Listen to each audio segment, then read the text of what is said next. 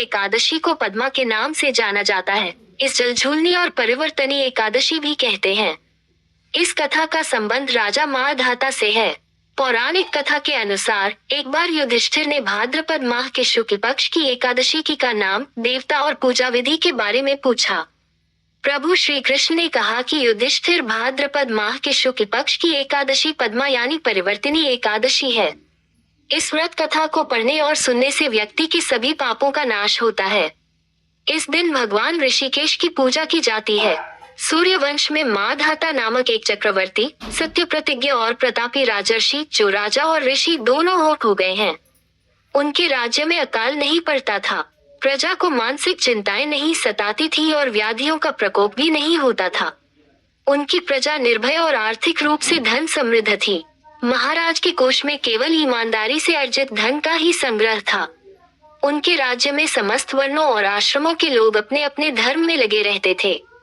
मारधाता के राज्य की भूमि कामधेनु के समान फल देने वाली थी। उनके राज्यकाल में प्रजा का जीवन काफी सुखमय था।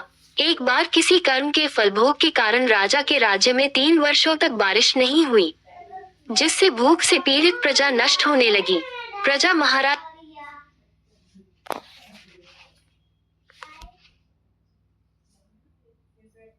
महाराज के पास आकर कहने लगी कि आपको प्रजा की बात सुननी चाहिए।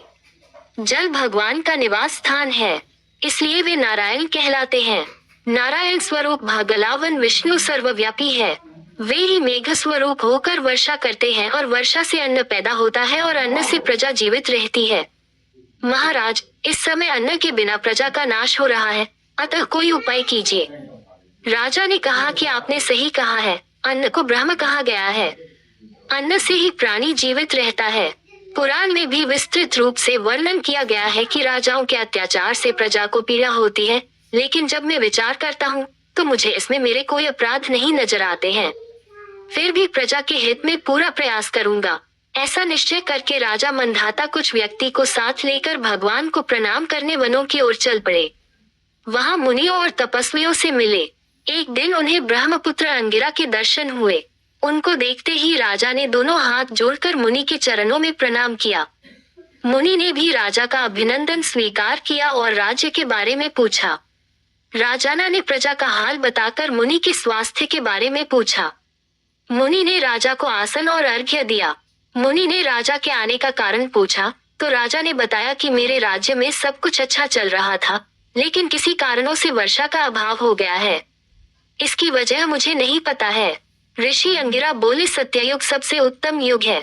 इसमें लोग परमात्मा के चिंतन में लगे रहते हैं। इस युग में केवल ब्राह्मण ही तपस्वी होते हैं, दूसरे लोग नहीं। तुम्हारे राज्य में एक शूद्र तपस्या करता है और इसके कारण वर्षा नहीं होती है।